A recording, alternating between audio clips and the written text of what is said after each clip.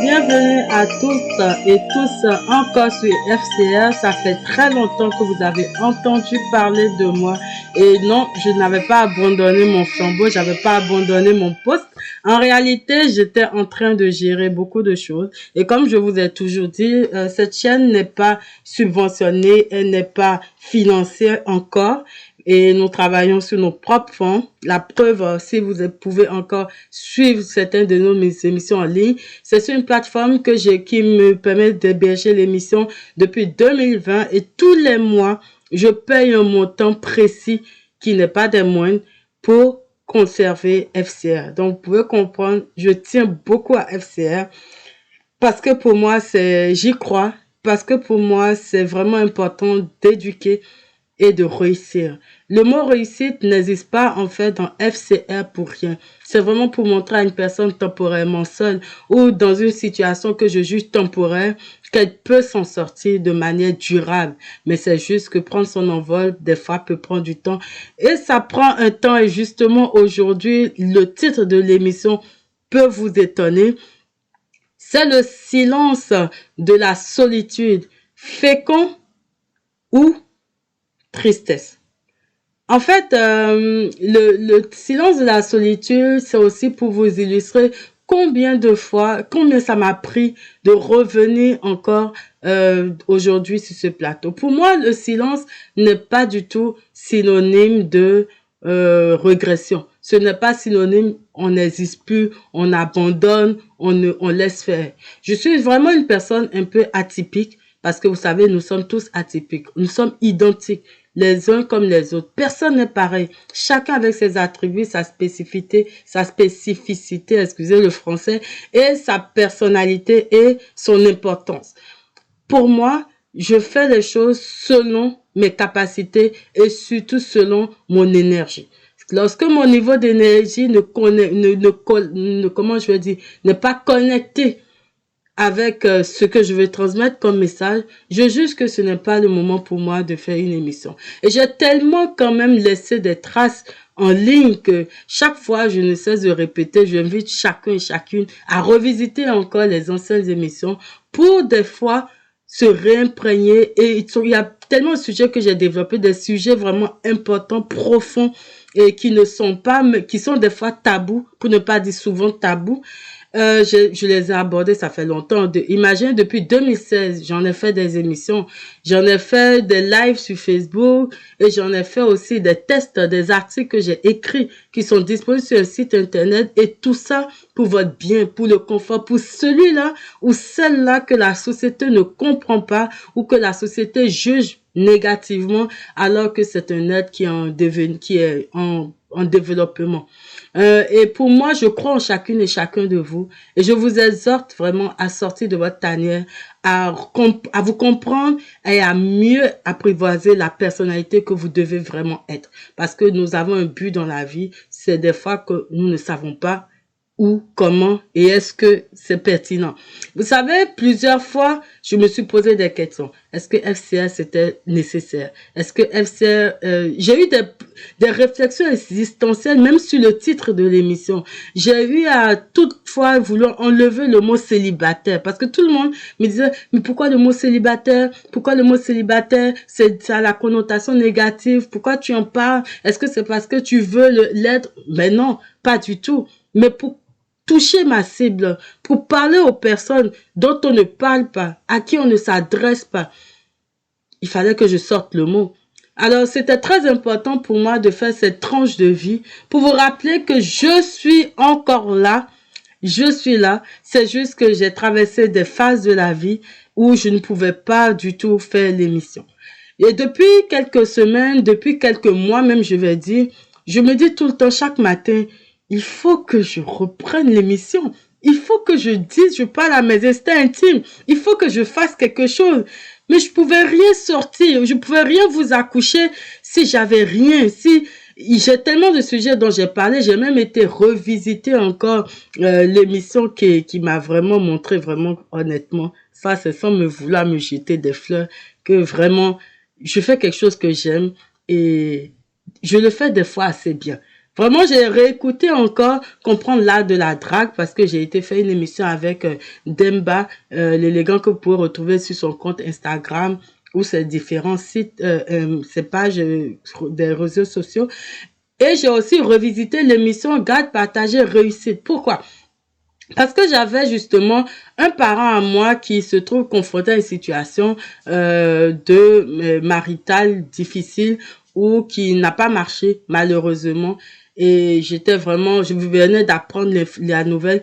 Et tellement je voulais lui donner des conseils, j'en avais tellement, c'était beaucoup, j'étais obligée de lui transmettre quand même l'émission pour qu'il puisse écouter, avoir encore le maximum, c'est-à-dire le paquet d'informations que je ne pouvais pas lui donner dans un message WhatsApp de 10 minutes ou 30 minutes. Vous savez, ça peut être long.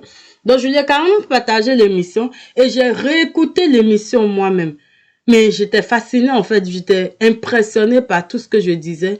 Et j'ai dit, mais là, ça, c'est une émission, des fois, ça vous ramène à comprendre pourquoi vous faites quelque chose. Des fois, il faut vous-même revisiter ce que vous faites, relire vos pas, relire votre histoire pour savoir, ah ok, ici j'ai mal fait, ici j'ai bien fait, ici j'aurais pu faire mieux. Et voilà un peu comment est-ce que on arrive à partager certaines tranches de vie qu'on ne savait pas qu'on pouvait partager auparavant. Alors, vous savez, en fait, aujourd'hui, j'ai décidé de vous parler mes estemes intimes. Pourquoi? Parce que le silence de la solitude est encore quelque chose de très très mal interprété. Vous savez, actuellement, je peux vous dire que moi, j'ai vécu une tranche de silence de la solitude. Mais moi, honnêtement, les tranches de solitude peuvent être difficiles. Ce n'est jamais joyeux. C'est vraiment difficile à vivre. Par contre, j'estime que je veux toujours transformer chaque chose en un succès. Je n'aime pas du tout me retrouver à... Comment je vais dire? Je n'aime pas du tout me retrouver dans le négatif. Parce que le négatif, ça ne fait qu'entraîner à la dépression. C'est-à-dire, déjà tu es seul, mais tu es encore plus seul. Tu es dans la dépression, tu es dans l'ennui, tu perds la tête, tu n'as plus les idées en place, tu procrastines, tu n'avances surtout pas. Et puis tu n'avances pas, les autres qui sont en train d'avancer, toi tu seras toujours en train de les regarder et regresser finalement. Et qu'est-ce que tu aurais fait? Rien. Tu n'aurais rien apporté de plus à la communauté, tu ne te serais rien et tu n'aurais même pas préparé ton avenir. Mais chaque chose, chaque action qu'on pose dans le sens de vouloir bien faire nous rapproche d'un but. Peut-être qu'on ne le voit pas dans les médias, mais c'est un but beaucoup plus positif que si tu ne fais rien. Celui qui ne fait rien, à petit feu, meurt. Alors, le but n'est pas de venir et puis d'étaler ce genre de sujet de cette façon. Je veux en fait préparer, comme d'habitude, un sujet particulier, un sujet pertinent et profond qui va vous permettre de revisiter, de revoir en fait les éléments de la vie que nous survolons de manière un peu trop, je vais dire, un peu trop légèrement. Alors, comprendre la solitude. Des fois, la solitude n'est pas bien comprise. La solitude, c'est un moment profond et difficile. Pourquoi je parle du mot difficile? C'est une difficulté positive, hein? Mais c'est un moment tellement profond qu'il est difficile à comprendre, à saisir, à apprivoiser. C'est un moment où des fois tu as envie de marcher avec les autres, tu as envie de dîner avec les autres, tu as envie d'être avec les autres, mais tu ne peux pas le faire, tu ne peux pas te le permettre.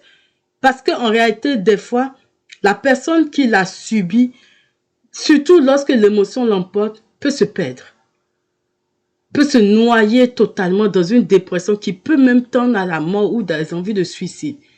Le silence de la solitude peut être vu comme une source de souffrance, quoi qu'il ne le faut pas, mais on le dit dans tous les livres saints, méditons.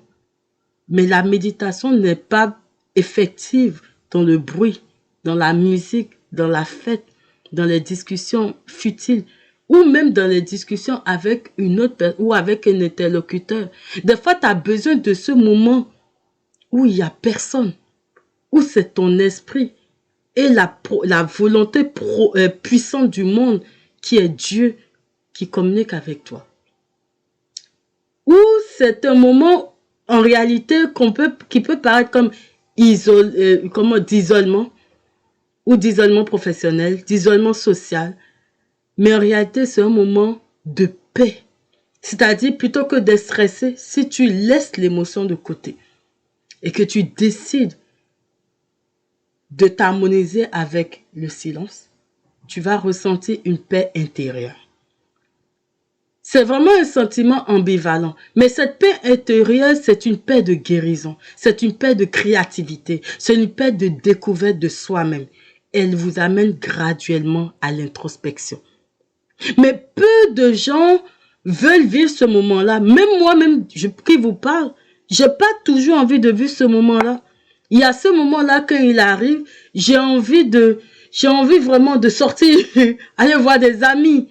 Et là, tu te rends compte que, écoute, bon, cet ami-là ou cet ami-là, oui, vous avez l'habitude de causer ensemble, mais ces derniers temps, c'est pas ça. Est-ce que tu fais semblant et puis tu vas l'appeler comme lâcher un coup de fil pour faire semblant? Ou tu vas laisser faire et puis te dire, écoute, oui, peut-être que cette amitié n'a pas d'issue, n'a pas d'avenir. Laissons faire, laissons-le ou laissons-la telle qu'elle est. Mais le silence de la solitude vient transporter avec lui, en fait, cette ambivalence dépendamment de la position des émotions de celui qui l'a subi. Donc tu peux la subir de manière douloureuse. Tu peux être obligé de t'isoler, de pleurer, de craquer, de boire pour d'autres qui n'ont pas encore compris qu'on peut vivre les émotions sans tomber dans l'alcoolisme, sans tomber dans des drogues, sans tomber dans la cigarette. D'autres sont obligés de faire quelque chose. D'autres se ramènent à l'art. Ils vont se mettre à créer. Vous allez voir les artistes, ils sont souvent dans leur monde, ils sont dans un silence de créativité. Ils ne communiquent avec personne. Ils vous regardent dans la société, ils se taisent, mais ils sont en train de concevoir. Ils sont en train d'accoucher. Ils sont en train de construire. Vous prenez les enfants autistes, qu'on juge autistes, mais qui sont super intelligents. Vous prenez même des enfants drépanocytaires. Souvent, c'est des enfants, des personnes, des esprits puissants, très intelligents. Dans les moments de maladie, de galère, où ils sont en train de crier, où ils sont en train de souffrir. Après, il y a un moment de silence parce que personne ne vient les voir vraiment. Il y a peut-être que la maman, souvent, qui est là, c'est-à-dire les parents. Et ça encore, c'est si le papa est conscient. Mais souvent, c'est la mère qui va être là. Ou un père dont la maman n'existe plus, dont la partenaire femme n'existe plus. C'est eux qui vont être là, qui vont être auprès de cet enfant. Et cette personne est souvent dans le silence. C'est des gens qui ont vécu 4 ans, 5 ans, 10 ans consécutivement de maladies ou d'état couché. Ils sont couchés, ils font rire, ils sont couchés. Mais qu'est-ce que vous croyez qui se passe? Ils sont en état de fécondité, conception, créativité. Ils découvrent un autre aspect de leur esprit qui leur permet de concevoir, d'accoucher, de décider, de développer et de devenir des Elon Musk. Vous savez, ça c'est un état supérieur à l'introspection. Mais quand vous arrivez à un moment où vous acceptez cette solitude, même si ça ne vous plaît pas, vous décidez de voir la facilité au travers de la difficulté. Et je vous ai toujours dit ici à FCR que moi, il y a un verset du Coran qui m'a marqué. À côté de la difficulté, c'est une facilité. Ça m'a tellement marqué qu'un jour, je me suis dit, il faut que je regarde. Je me suis assise, j'ai regardé en face de moi, j'ai dit, là, ce n'est pas facile. Mais qu'est-ce qui est facile pour toi, malgré la situation difficile que tu vis? À ce moment-là, votre esprit va s'ouvrir. Quand je dis ouverture, ce n'est pas que vous voyez une porte s'ouvrir. Mais graduellement, c'est difficile, hein? Mais dans le cerveau, vous commencez par déconstruire et écarter le pan de la négativité du silence. Vous commencez par essayer de voir qu'est-ce qui est bon, qu'est-ce qui est intéressant dans cette histoire que vous vivez. Et là, vous commencez par voir quelques points positifs. Et quand vous êtes à une autre étape, et vous allez même encore, quand vous êtes dans la fécondité de ce silence-là, vous allez maintenant dans l'introspection. Vous décidez de savoir, à faire un diagnostic de votre personne. Qui je suis? Qu'est-ce que j'aime? Qu'est-ce que je n'aime pas? Où je veux aller? Comment je veux faire? Comment je veux m'organiser? Vous commencez par décider de... Ok, pas décider, mais je vais dire, mais par comprendre les défauts. Et comme je vous ai dit tout à l'heure, quand je réécoute certaines émissions que j'ai faites, je me rends compte que, ah ok, ça j'ai bien fait. Waouh, c'était extraordinaire. Ah mais là, écoute, attention, t'as gaffé un peu, t'as un peu trop parlé, t'as été trop rapide. Et des fois, on nous dit même à l'école, relisez votre copie. Tout ça, c'est des éléments qui aident une personne graduellement à faire l'introspection. Mais c'est quelque chose qu'il faut accepter de faire. C'est comme si vous signez un contrat avec vous-même. Vous prenez une feuille de papier, vous décidez. Moi, c'est en lisant un livre aussi, et c'est là où c'est très important de lire, on ne le dira jamais assez. J'ai lu un livre qui m'a amené à faire un diagnostic de mes relations dans ma vie. Donc, je me suis mise inconsciemment à faire de l'introspection. Après, j'ai trouvé ça intéressant. J'ai dit, mais je ne voudrais vraiment pas me retrouver à avoir des défauts. C'est-à-dire, à un moment donné, qu'est-ce que moi j'apporte sur la table dans un foyer? Qu'est-ce que moi je vais apporter? Et c'est là où vous commencez graduellement à décider, ok, ça je vais laisser tomber ça comme défaut, ça je vais améliorer, ça je vais bonifier, ça je vais réduire. Tu es trop douce, ça amène que les gens ne comprennent pas et puis comment je vais dire, bon, d'une manière imagée, on te grimpe sur la tête. Ben, c'est pas que tu vas cesser d'être douce ou féminine, mais tu commences à un moment donné graduellement à dire, ok, quand je suis douce, 5 fois, ah, ok, à un moment donné, même si je suis pas agressive, puisqu'il faut pas tomber dans l'agressivité non plus, je dis à la personne en face de qui je suis, écoute, ça tu l'as dit, mais je n'ai pas beaucoup apprécié. Comme ça, la société ou vos interlocuteurs commencent par essayer de faire attention ou prennent conscience des éléments auxquels ils ne faisaient pas attention auparavant. Et ça vous crée des relations un peu plus saines que dans le passé. Ça, c'est un exemple. Le silence de la solitude va vous amener à un ressourcement spirituel. Vous savez, en tant que femme, là, en tant qu'être humain, parce qu'il n'y a que 2 êtres humains sur la terre, je tiens toujours à le préciser parce qu'il y a des gens qui oublient qu'il n'y a que 2 sexes dans cette société. Et nous sommes tous des représentants de la volonté divine. Il n'y a pas quelqu'un qui est supérieur à l'autre. Chacun et chacune a des devoirs et des responsabilités. Comprenez? Le ressourcement spirituel est incontournable. Et lorsque vous faites vraiment votre introspection et que vous arrivez à apprécier le silence de la solitude qui va vous amener graduellement à une méditation, vous comprenez que le ressourcement spirituel devient évident. Et vous commencez maintenant à ce moment-là à être créatif. Alors, le moment de silence que j'ai eu, où vous m'avez pas vu, j'ai pas fait de sortie, j'ai pas fait de publication quasiment, mais j'étais en train de créer. J'étais en train de me reformater. J'étais en train de me reconditionner. Il y a des choses extraordinaires qui se sont déjà passées en ce moment-là. Mais, comme je vous ai dit, je suis atypique. Je ne peux pas me permettre de faire quelque chose quand je suis pas quand mon niveau d'énergie ne correspond pas à ce que je dois faire. Et n'oubliez pas, on est dans un monde économique, on a des obligations financières et justement, je suis revenue en force avec FCR, avec une nouvelle catégorie que je vous propose désormais, c'est l'éducation financière. L'éducation financière, c'est incontournable.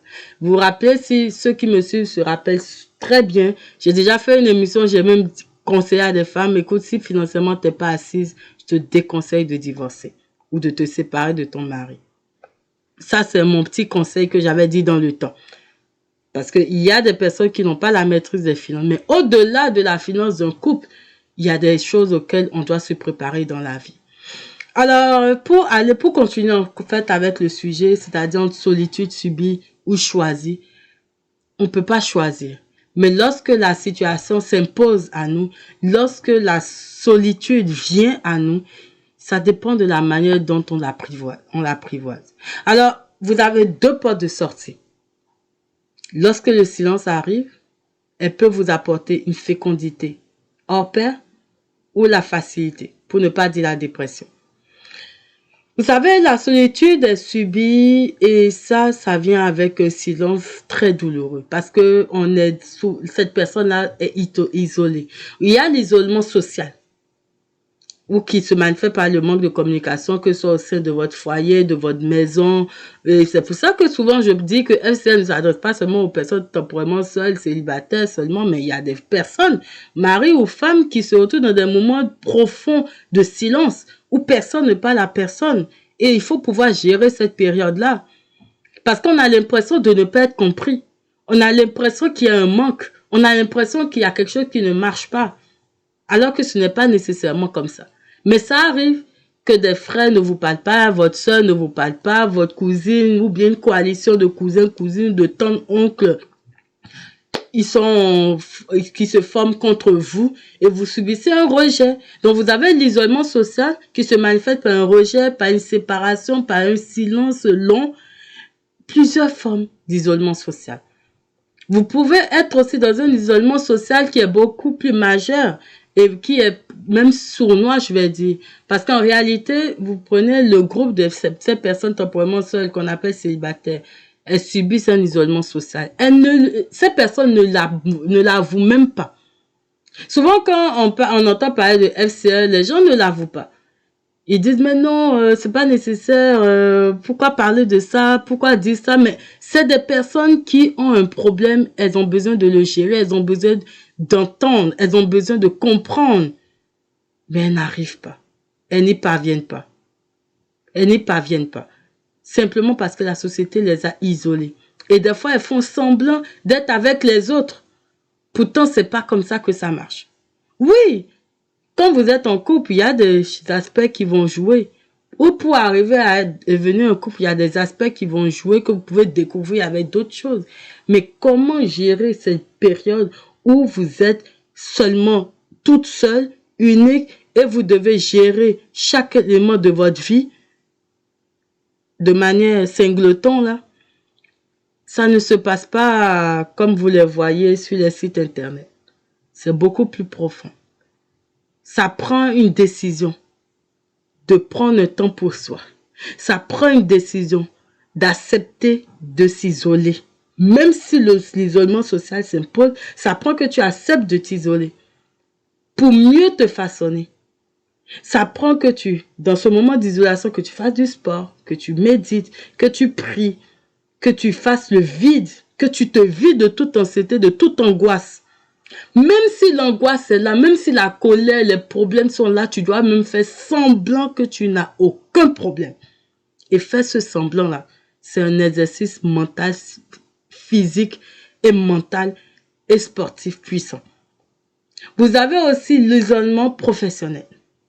Ça, on le subit beaucoup, surtout pour des personnes immigrantes qui sont à l'extérieur, qui ont perdu leur poste de responsabilité parce qu'ils ont décidé de quitter leur territoire habituel et elles se retrouvent malgré leur capacité professionnelle totalement arrachées de ce qu'elles connaissent. Elles sont obligées de faire ce qu'elles n'ont même pas l'habitude ou qu'elles n'ont jamais fait. Ou vous êtes dans une société où les gens décident que oui, vous êtes bon, mais on veut vous montrer que vous n'êtes rien quand même. À ce moment-là, il y a une décision, mais ça prend un isolement professionnel que vous subissez, certes, mais que vous acceptez, que vous apprivoisez, que vous utilisez comme force, puisque vous ne parlez pas à beaucoup de monde, puisque vous êtes beaucoup plus seul, vous avez un temps. Et ce temps-là, comme je le dis, la vie ne nous donne pas le temps pour rien. Il nous donne le temps pour produire d'autres choses, pour multiplier ce qu'on a, pour développer des choses. Mais il faut en prendre conscience. Il faut décider de faire le vide, même quand on est rempli de questions. Parce que nous sommes dans une société qui se dit moderne, mais vraiment angoissée, anxieuse, stressée, stressante, c'est une société stressante et elle est stressée.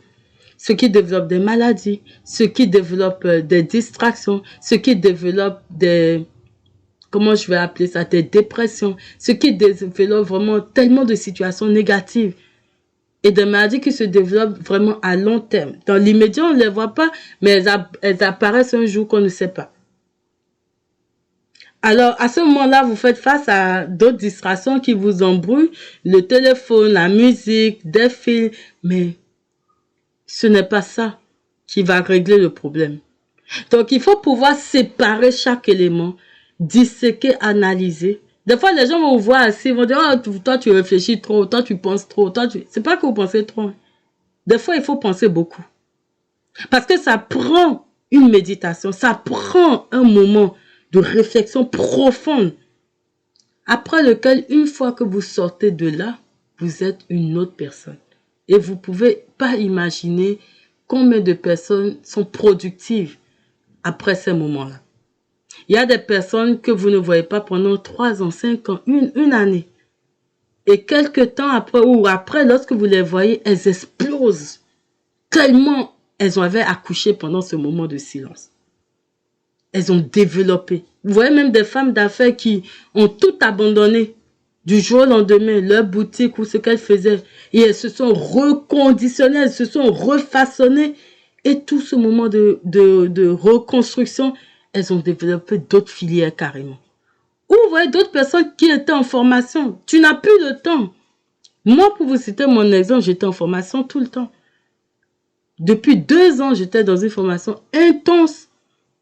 Et à un moment donné, j'ai même voulu abandonner parce que je voyais que j'arrivais plus, je faisais plus mes émissions, je faisais plus ci, je faisais plus ça. J'ai dit, écoute, là, en plus, le pire des pires, c'est que j'ai échoué 2 fois. Donc, j'étais au 3e essai et j'ai dit, ok, là, c'est le dernier. Si j'essaie cette fois-ci, ça ne fonctionne pas, bah, moi, je vais m'occuper de mes autres. Je peux pas mettre ma vie en stand-by pour ça et rester comme ça. Donc, vous voyez, ce n'est pas une solitude des fois choisie, mais c'est un silence qui s'impose, mais il faut que le silence soit fécond. Mais Dieu merci, la bonne nouvelle, c'est que j'ai réussi. J'ai réussi finalement à au 3e essai, mais ça n'a pas été évident. Donc, vous voyez, l'introspection, la connaissance de ça, de soi, passe par la solitude. La créativité ou, comment est-ce que j'avais même appelé ça, si je me trompe pas, je vais revenir à ça. En tout cas, le développement spirituel et le développement et la créativité, ça passe aussi par le silence et la solitude des fois, pour avoir une spiritualité saine. Parce que il y a même des hommes de Dieu qui vont vous encourager dans ce silence parce qu'ils vont vous dire, ça évite les malentendus, ça évite les disputes, ça évite la médisance. Je parlais de Jacqueline, de Paul, de dire, ah ouais, bon, écoute, tu sais, Paul, là, il avait un habit bleu hier, hein. Tu sais, Jacqueline, elle parle trop. Tout ça, on appelle ça médisance. Et lorsque vous rentrez là-dedans, vous perdez des galons spirituels. Vous savez, le silence et la solitude, et moi je dis le silence de la solitude, c'est des forces en fait. Des forces intérieures qui sont en nous, dont on ne prend pas toujours conscience de leurs forces. Et quand cela s'impose, c'est comme les temps de maladie. Hein. Tu cours, tu sautes les repas, un beau jour le corps dit, moi j'en peux plus. Et comme on dit enfant au Bénin, à Gbazamani, dans le corps c'est pas du fer. À un moment donné, il réclame ses droits. Et tu es obligé de tout laisser. Parce que même si tu veux pas, tu ne peux rien. Tu es obligé de laisser. Et après, ton corps se régénère, les globules blancs font leur travail et tu pars en force. Mais des fois, pendant ce moment de maladie, tu as eu des pensées, tu as eu des réflexions, tu n'étais pas nécessairement te morfondre. Dieu merci, c'était juste une grippe et puis tu es retombé encore sur tes 2 pieds. Mais tu as eu le temps de repos. Et tu développes une force intérieure. Une force et un courage insoupçonné. Et c'est ce que les artistes utilisent et exploitent beaucoup comme source d'inspiration. L'espace de guérison que le silence va vous apporter, c'est quelque chose dont on n'a pas nécessairement conscience. Mais lorsque cela s'impose et que vous le prenez du bon côté, vous transformez mieux vos blessures en sagesse. Vous digérez les émotions, vous les exposez moins. Vous devenez moins fragile aux yeux extérieurs parce qu'il ne faut pas oublier, exposer trop les émotions vous fragilise. Lorsque vous êtes dans une séparation, lorsque vous avez un problème avec le conjoint, être dans l'émotion, c'est négatif pour vous. Mais lorsque vous réduisez l'émotion, surtout nous les femmes, et que vous arrivez à discuter d'éléments, les faits, ça passe des fois un peu plus que de dire non, tu m'as blessé, tu m'as laissé, tu m'as blessé. Il y en a, surtout, on dit la femme est venue de Vénus, c'est plus l'homme de Pluton, je ne sais plus si je me trompe, mais on n'a pas le même langage. Ou tu es au travail, ils n'ont pas compris pourquoi tu es malade et tu commences par dire oui, j'étais tombé, ma tête était renversée. Ton chef d'équipe ne comprend pas ça. C'est incroyable. Il faut faire taire les émotions. Alors, c'est le moment de vous réinventer, de vous réorganiser et de guérir de certaines blessures. Moi, j'ai eu ce silence-là, comme je vous ai dit, parce que j'étais vraiment au milieu de tellement de situations, au milieu de tellement de choses. Je faisais une formation qui m'avait pris beaucoup d'énergie. À un moment donné, il fallait vraiment, en plus, c'est une formation dans un domaine que j'avais jamais fait. Il fallait aussi gérer le stress professionnel que je vivais. Il faut aussi, bien entendu, gérer la vie de tous les jours. Il faut gérer les finances aussi. Il y a des défis qui se sont imposés à moi. Donc, à un moment donné, honnêtement, comme vous pouvez l'imaginer, moi, je n'ai pas de régularité. Et la régularité qui est recommandée aux gens, et puis on voit des conseils, on dit, ah non, il faut publier tous les jours, les lundis, les mardis. Moi, je n'ai pas ça. Je me sens pas obligée de le faire parce que je sais que je publie des sujets importants dont on a besoin dans la société et je ne me définis pas à travers un rythme précis.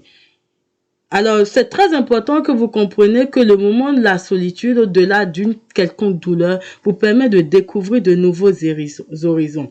Ça pèse, oui, mais ça vous sort, ça vous nourrit, ça devient une force et ça guérit. Ça permet également de se concentrer sur l'élément le plus important dans ce moment-là. Parce que moi, par exemple, dans ce moment-là, j'avais besoin de finalement réussir mes examens. Bon, au dernier moment, j'ai voulu abandonner, honnêtement. J'ai même quasiment abandonné. Mais bon, je m'en suis sortie quand même. Je ne recommande pas ça au plus jeunes. Ne faites pas comme moi. Il faut travailler dur. J'ai travaillé, mais à un moment donné, j'étais fatiguée. T'es fatigué, vous savez, travailler, étudier, travailler, c'est quelque chose qui n'est pas évident. Mais en réalité, la solitude devient pratiquement une alliée. Elle devient une alliée dans la méditation. Vous pouvez écrire. C'est comme ça que les artistes, les écrivains, eux, ils exploitent ça à fond. Vous pouvez écrire. Vous pouvez aller dans la nature. Vous pouvez vous promener. Vous pouvez découvrir sans culpabilité de nouvelles choses. Vous pouvez vous reconnecter à ce à quoi vous n'avez jamais été même connecté auparavant. En termes clairs, la perception de la solitude et du silence est déterminante pour chacun et chacune de nous. Il ne faut pas refuser de le comprendre. Il ne faut pas faire semblant de ne pas les voir. Il ne faut pas refuser de s'harmoniser avec eux. C'est quand on est en opposition avec la situation que ça entraîne des tensions. Mais quand vous vous harmonisez et que vous décidez d'embrasser ce que vous êtes en train de subir positivement, vous allez voir que ce n'est plus forcément des absences. Ce n'est plus forcément que vous n'êtes rien. Ce n'est plus forcément que vous n'existez pas. Ce n'est plus forcément qu'on vous rejette. C'est juste eux qui n'ont rien compris. Alors, ça devient un outil pour vous protéger. Parce que moins vous voyez ce monde-là venir chez vous ou bien vous inviter, vous êtes protégé de dépenser. Vous êtes protégé d'avoir de mauvaises, comment je vais dire, discussions. Et vous vous retrouvez mieux. Vous pouvez bâtir dans le silence.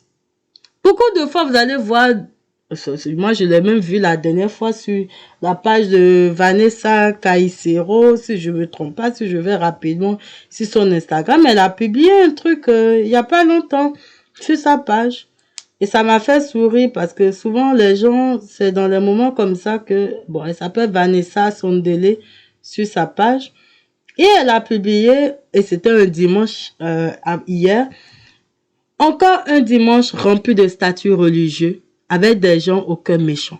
Ça veut tout dire. C'est-à-dire que même celui qui publie les, les versets bibliques ou coraniques, là, il n'a pas nécessairement bon cœur. Donc l'imam ou le pasteur, il y a des gens qui sont bons, mais il y en a qui sont pas nécessairement bons derrière leur touche. Elle continue, elle dit, reste discret. Tout le monde ne supporte pas ta lumière ni ton bonheur. Restez discret. Ce n'est pas être en douceur, c'est être dans le silence et des fois dans la solitude. Elle continue. La discrétion te préserve de bien des malheurs car tout le monde ne se réjouit pas de ton bonheur.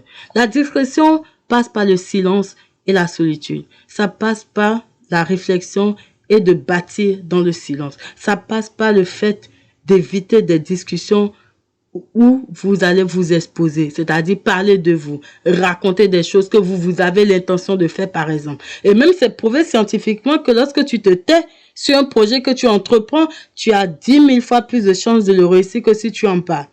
En fait, en termes clairs, il faut apprendre à faire halte dans le silence et la solitude pour tenir jusqu'au bout de la fécondité qu'elle vous offre. Ça, c'est vraiment une nouvelle citation FCR. Et je vais la réécouter pour la noter. Il faut vraiment y arriver. Il faut vraiment agir dans la discrétion, dans le silence, et ça passe par la solitude, et avancer. Ce n'est pas que vous êtes dans le vide, ce n'est pas que vous n'existez pas, ce n'est pas que vous ne servez à rien, ce n'est pas non plus que personne ne vous voit, mais c'est juste que vous prenez mieux votre envol sous une nouvelle façon. Et c'est un conseil aussi valable pour des femmes comme des hommes qui veulent réussir. Et c'est sur ces mots que je vous souhaite encore une nouvelle bonne rentrée 2025 sur FCR, le canal qui contribue numérique surtout, qui contribue à l'éducation et à l'évolution des femmes. Et n'oubliez pas, nous allons parler, bien entendu, d'éducation financière. À très bientôt pour une autre capsule. Merci pour tous ceux qui ont suivi FCR depuis le début de l'année jusqu'à ce jour. Je peux vous dire que dans mes stats, on a eu déjà jusqu'à ce moment plus de 448 émissions écoutées depuis au moins 30 jours. Je suis impressionnée. C'est pas tous les jours, mais pour chaque élément, chaque chose que j'obtiens, je crie toujours victoire parce que, écoutez, je suis pas dit de rien du tout. J'aurais pu ne jamais être suivie, mais je vois que l'émission captive des personnes.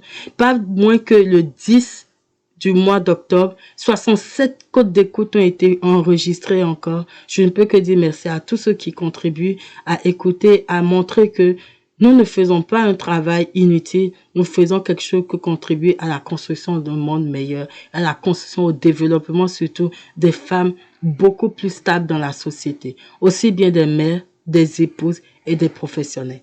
Je vous souhaite vraiment un bon moment. Je suis très contente de vous revoir, de me reconnecter encore sur cette plateforme parce que ça m'a manqué et à très bientôt pour des sujets encore tout aussi poignants. Au revoir.